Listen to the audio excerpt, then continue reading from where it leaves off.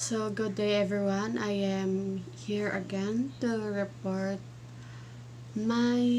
continue my report, which is all about the why of early childhood education. And now we're all already in the influential theory development. We have Eric Erikson, Jean Piaget, and now we're going to discuss B.F. Skinner. So B.F. Skinner emphasized that almost all behavior is learned through experience.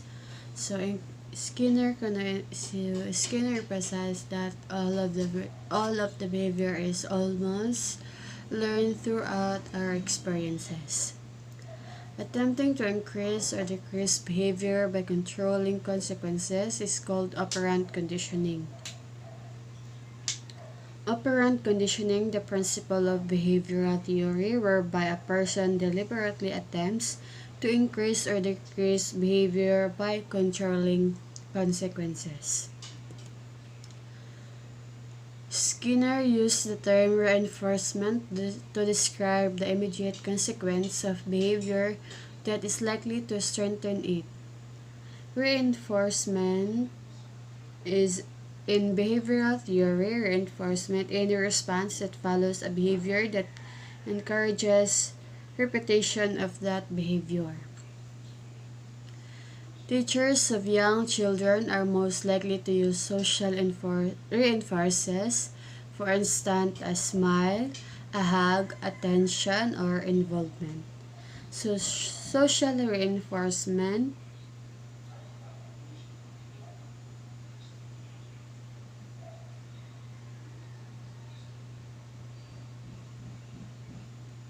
in behavioral theory, a reward that conveys approval through such responses is a smile, hug, or attention. Shaping is the method used to help a child learn a new behavior by teaching it in small steps and systematically reinforcing the attainment of each step. So, shaping is one of the methods used to help young children learn new behavior by teaching them in small steps and systematically reinforcing the attainment of each step.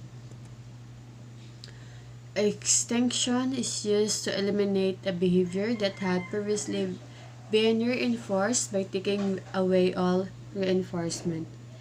Extinction in behavioral theory, a method of eliminating a previously reinforced behavior by taking away all reinforcement, for instance, by totally ignoring the behavior.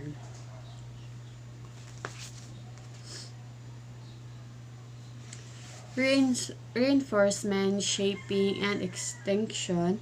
It is the manipulation of what immediately follows a behavior that affects it.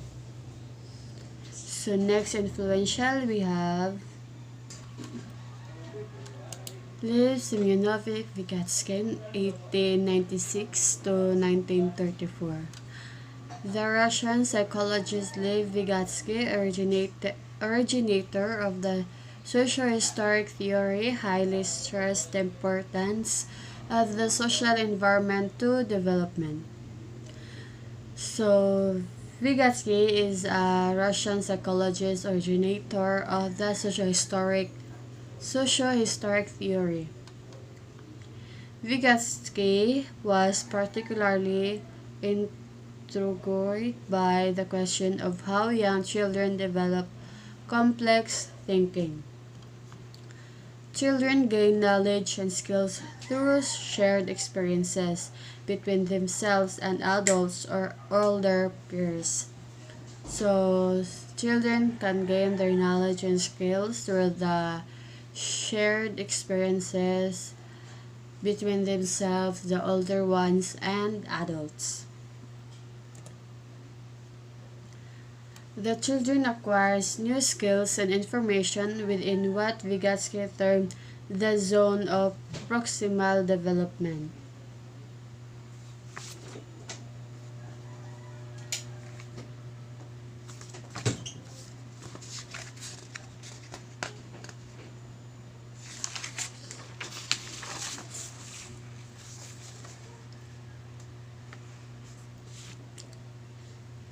So all children acquires new skills and information within the zone of proximal development that was termed by Vygotsky. Vygotsky's ideas have acquired new relevance in early childhood education. Vygotsky's theory also suggests that in addition to providing a stimulating environment in which young children are active, explorers, and participants. So in Vygotsky's theory also suggests that uh, in addition to provide a stimulating environment in which many young children are active explorers and can also participants. So application of theories in early childhood education. The work of human development theorists is important to early childhood education if their concepts are translated into practice and methods.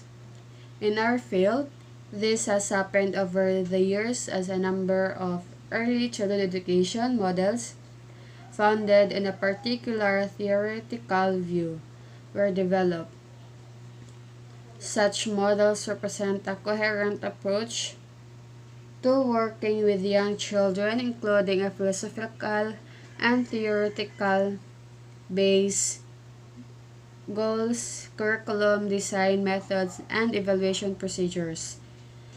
There was a great proliferation of early childhood models in the 1960s and 1970s when educators and researchers were encouraged to develop alternative approaches for Head Start programs.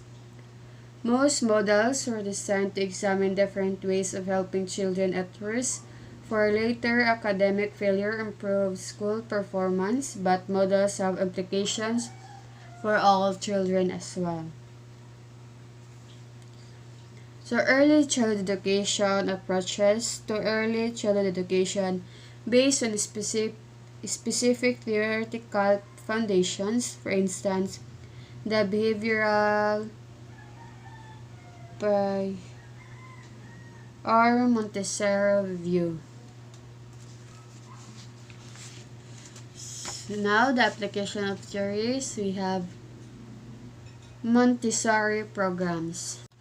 So now Montessori programs, the environment. If you visit a traditional Montessori classroom, you will soon observe some of the prominent features of such a program, some similar to other types of early childhood settings, some unique to Montessori.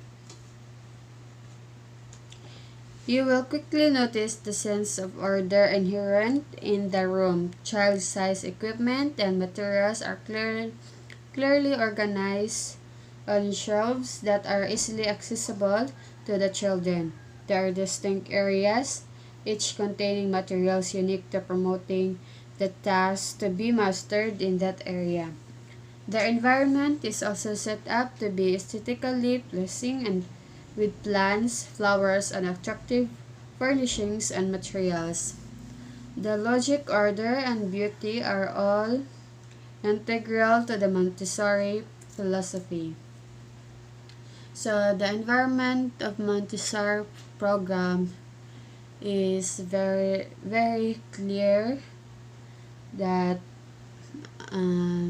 it was well arranged, that they also have child size equipment, and all materials are clearly organized in shelves.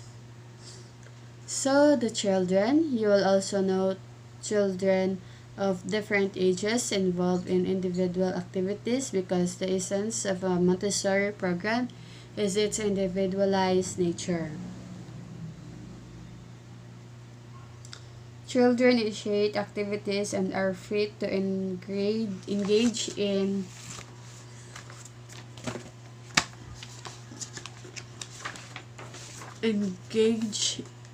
whichever projects they choose, defining a workspace for their selected activity on a mat, on the floor, or a tabletop.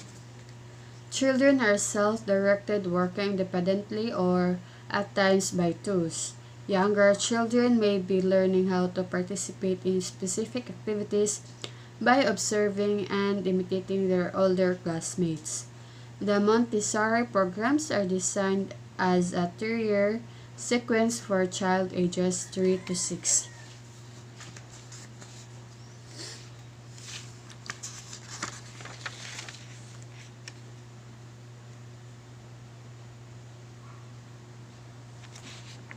So in the children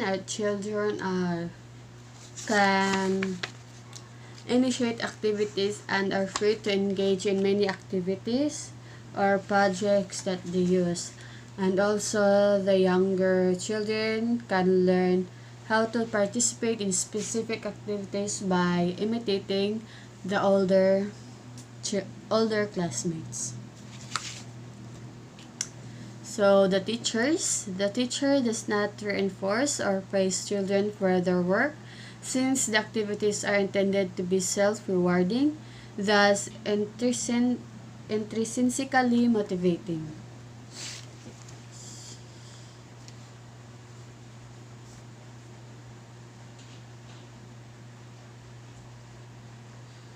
There is little adult control. The teacher's involvement is unobtrusive and quiet. She may be observing from a distance or demonstrating to a child how to use a new material. Montessori teachers learn about the methods and curriculum through an intensive course of study at the graduate level. So the teachers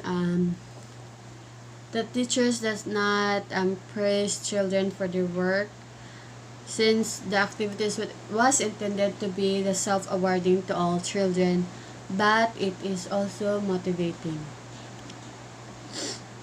The materials, as you look more closely at the materials, you will see that they have some special characteristics. Montessori materials are didactic, each designed to teach a specific lesson. When we say didactic, they are self-correcting, so the child gets immediate feedback from the material after correctly or incorrectly completing a task. Materials are graduated from the simple to the more complex, therefore, children are challenged by progressively more difficult concepts. The materials are carefully and attractively constructed, usually made of natural materials such as varnish wood.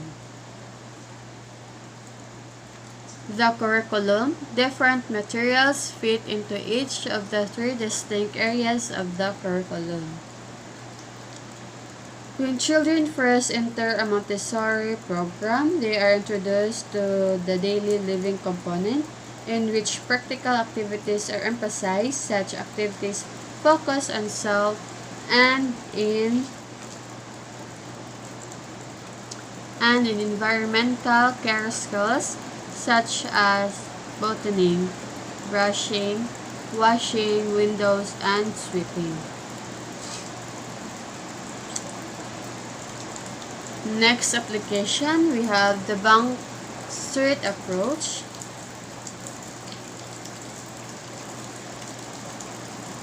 The environment. The classroom is arranged into conventional interest areas such as music, art, reading, science, and dramatic play. So in the environment of the bank street approach, the classroom is arranged into interest activities such as music, art, reading, science, and dramatic play. The curriculum.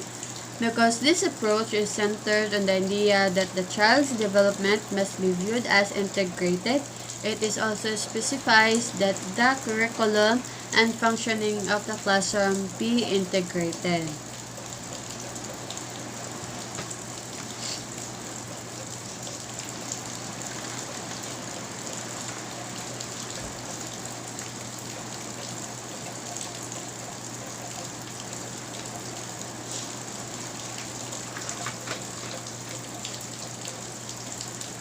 To promote learning, curriculum is based on unifying theme which serves to help children focus on specific concepts and provides a sense of integration. The teachers. The bank street approach relies heavily on the abilities of competent teachers. They must have a keen understanding of children's development, of each child's individuality, and of how best to structure an environment that will encourage each child to fulfill his or her potential. Teachers' role both in teaching and guidance is to recognize and, and the children through their sensitivity and to make changes as appropriate. They recognize the importance of helping the children develop a strong sense of self, to exercise their growing autonomy, to make an impact on and experience mastery over the environment, to make choices, to develop a joy in learning, and to feel enough confidence to take risks and handle contradictions.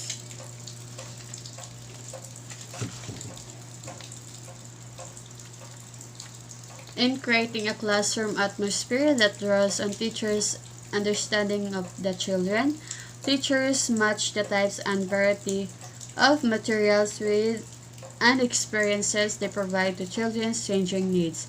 They also understand young children's immature control over their impulses and provide rules that protect and build on positive motivation rather than on arbitrary authorization control. Because each child will bring to school his or her personal experience of interactions with adults, the teachers must build on that experience to develop a meaningful relationship with each younger.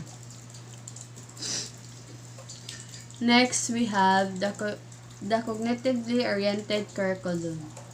The environment is designed to be stimulating but orderly, where children can independently choose from a wide variety of interesting materials. So the environment was designed to be stimulating but orderly. That wherein children can independently choose from wide variety of materials that is interesting. The schedule.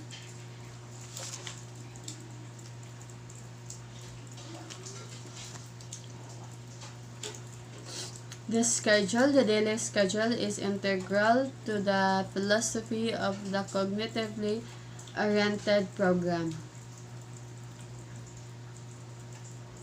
The curriculum. Throughout the day, teachers focus on extending the cognitively oriented curriculums.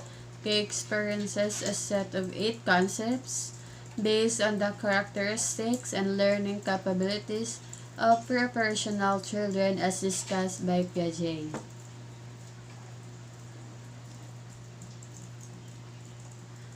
K experiences in the cognitively oriented curriculum, the 8 cognitive concepts in which activities are built.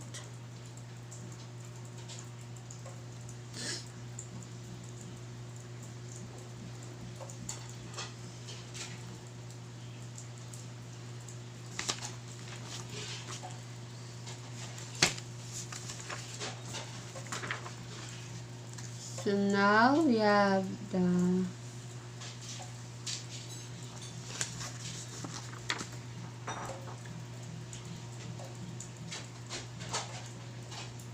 the key experiences a set of 8 concepts based on the characteristic and learning capabilities of preparational children as discussed by Piaget. The key experiences gave the teachers a framework within which to observe each child's individual performance as well as support and extend children's self-initiated activities. Following is a brief description of these 8 concepts. So 8 concepts, we have active learning, using language representing experience and ideas, classification, seriation, number concept, spatial relationships, and time. The first one, active learning, takes place when activities are initiated and carried out children themselves. So active learning was taking place it takes place when activities are initiated and carried out of children themselves. So, and second, we have using language is strongly stressed and encouraged through talking with others about meaningful experiences, describing, expressing feelings, having language written down by a teacher, and playing with language. So, using language is an encouragement through talking with others, like expressing their talking about experiences, expressing their feelings, describing and having language down by a teacher, or playing with language. Third, we have representing experiences and ideas. According to Piaget, the hallmark of the pre-operational period allows children to represent the world in non-verbal ways.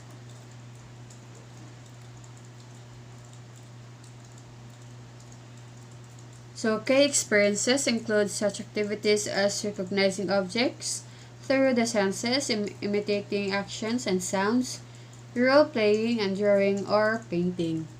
So, representing experiences and ideas, according to Piaget, the hallmark of the pre-operational period allows many children to represent the world by using non-verbal. Fourth, we have the classification. Begins during the pre-operational period as children note similarities and differences among objects. So in classification, children can now identify the similarities and differences of any objects. Seriation, the ability to arrange objects along some dimensions, is promoted by having children make comparisons, arranging objects in order and matching. So seriation is the children have the ability to arrange objects along with dimensions, and also children can make the comparisons and arranging objects in order and matching. Number concepts are the basis for mathematical understanding and are built on many concrete experiences.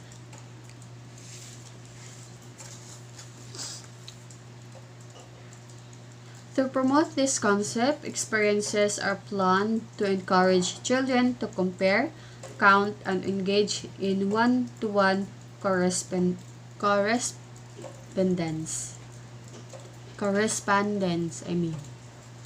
So, in the number concept, it is a mathematical understanding and are built on many concrete experiences wherein the child can count, compare, and engage on one-on-one correspondence.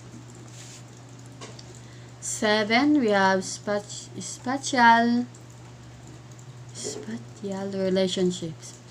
Are encouraged through assembling and taking things apart, rearranging and reshaping objects, observing and describing things from different perspectives, working with shapes, experiencing and representing the child's own body, locating objects in the environment, and experiencing and describing relative positions and distance.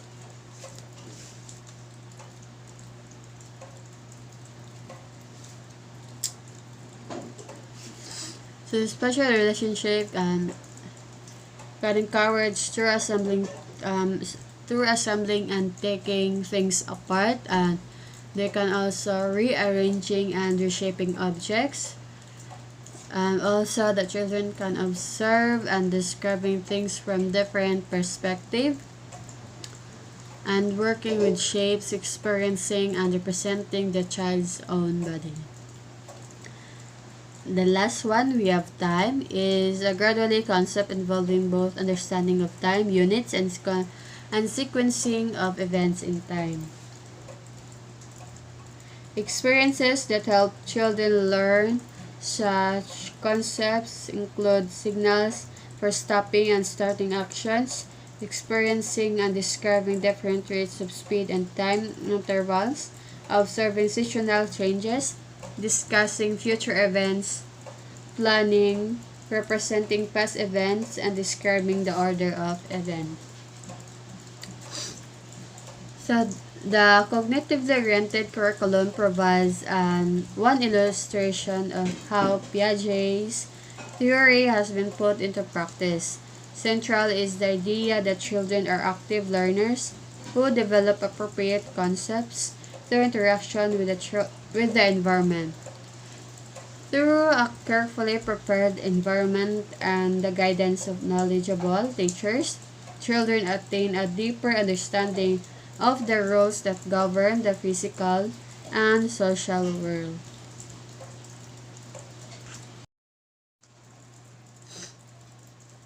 So next applications, we have Reggio Emilia approach. The Over the past few years, increasing attention has been paid by early childhood educators from around the world to the programs established by Reggio Emilia in northern Italy. So the environment, the physical space in Reggio Emilia is used to promote an inviting, aesthetically pleasing, comfortable environment in which both human relationships and learning are central. So the environment of Reggio Emilia is a physical space that used to promote inviting and aesthetically pleasing, and also a comfortable environment of which in which human relationships and learning are in central. Next, the curriculum. Projects, in fact, are the central concept around which Reggio Emilia's curriculum involves. The project approach allows children, usually in small groups, to explore a concept or topic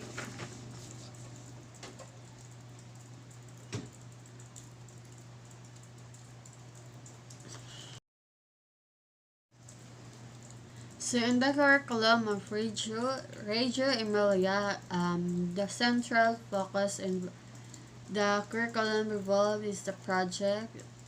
Projects are the central concept around which Reggio Emilia curriculum involved.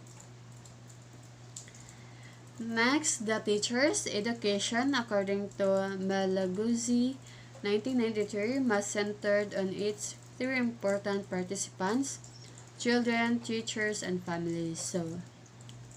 So according to Malaguzzi, in education, this three must be centered, and it is also important participants, the children, teachers, and the families.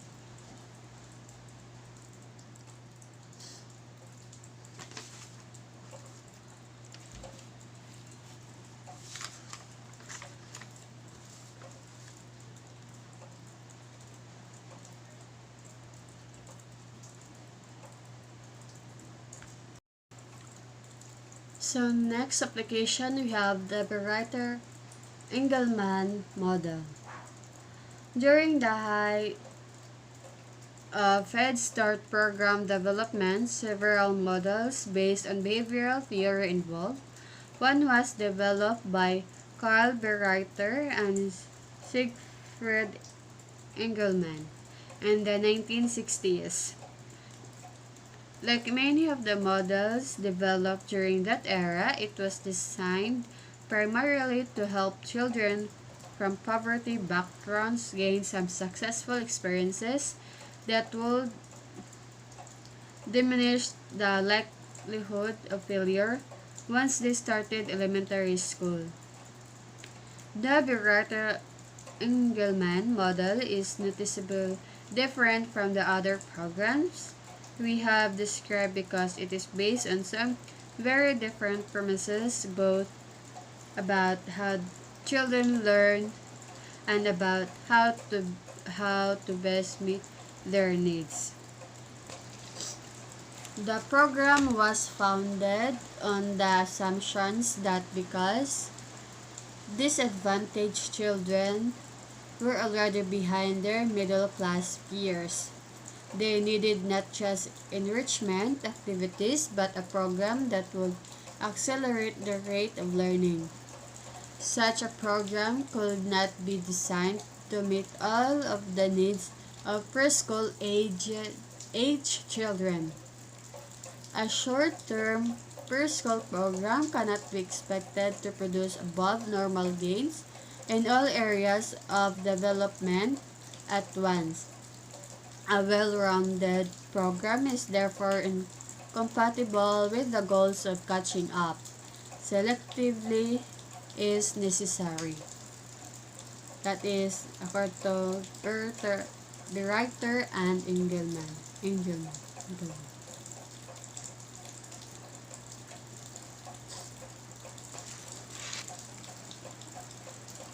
So now let's start the curriculum.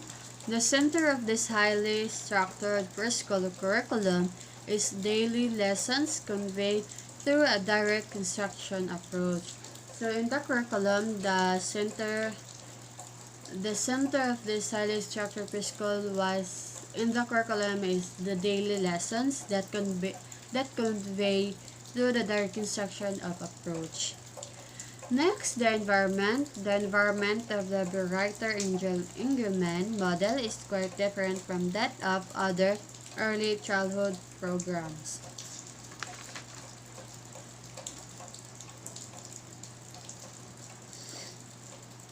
The facility is arranged into small classrooms where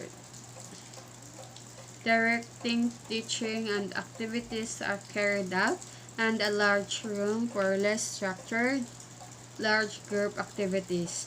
A model floor plan suggested by Berreiter and Engelman includes three small classrooms named the arithmetic room, the reading room, and the language room. So in the environment, in the environment includes three small classrooms, the arithmetic rooms, the reading rooms, and the language room.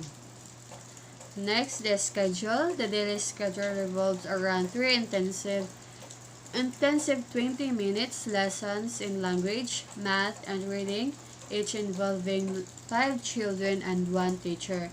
So in this schedule, every 20 minutes,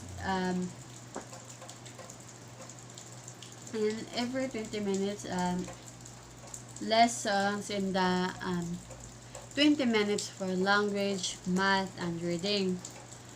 In the schedule, it also involving 5 children and 1 teacher. The teachers, Berreiter Engelman, 1966 suggests that elementary school teachers are more suited to teach in this model than are teachers trained to work with young children.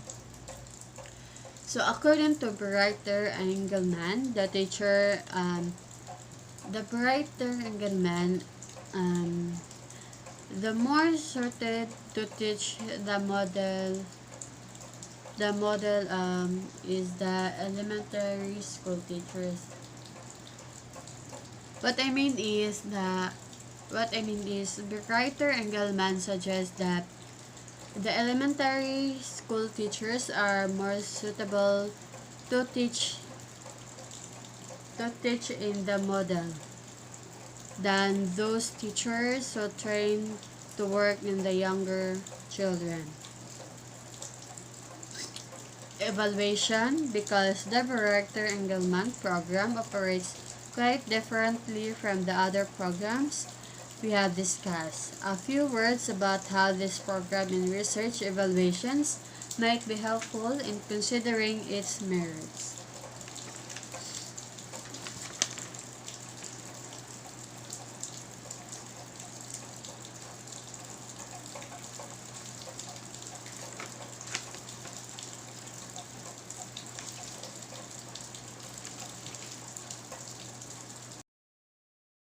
Research support for early childhood education.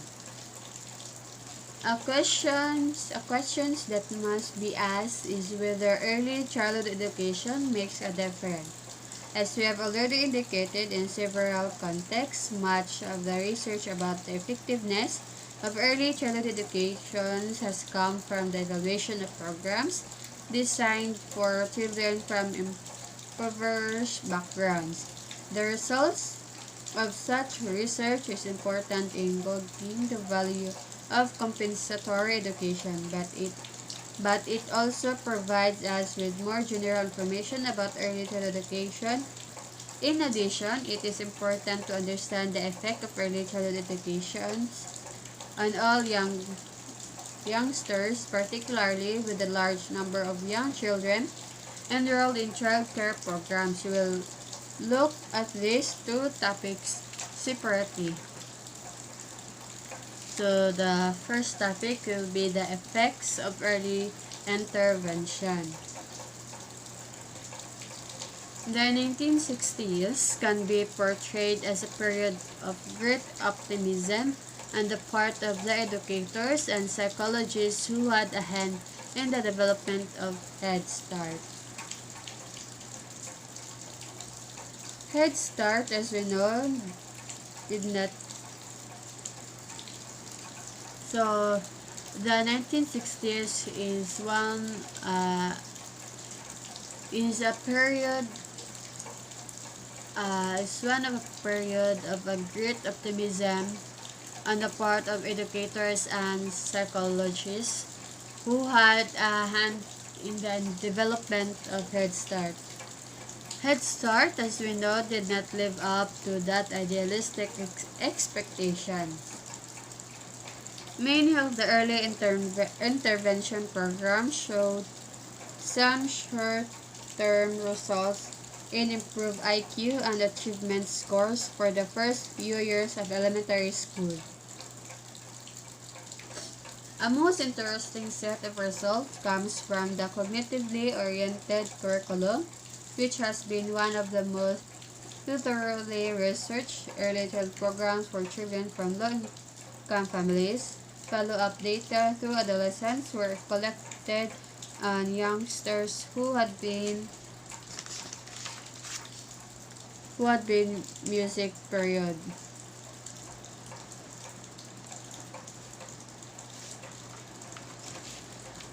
Who has been enrolled in the program, giving information on their subsequent experiences and the functioning within the larger society. So, the most interesting results comes from the cognitively oriented curriculum.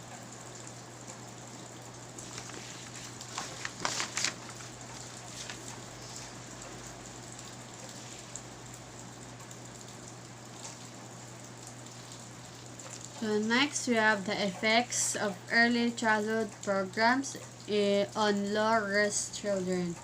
Although a considerable amount of research will examine the effects of an early childhood programs on children who are at risk for later school failure, relatively little research has given us comparable information for middle-class children. Some studies have found that children in high-quality early childhood programs exhibit greater cognitive, language, and social competence than children without such experience. However,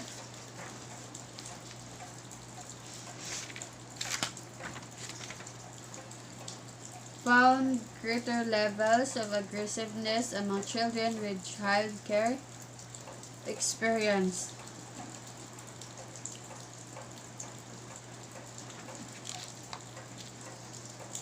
That's all for today. So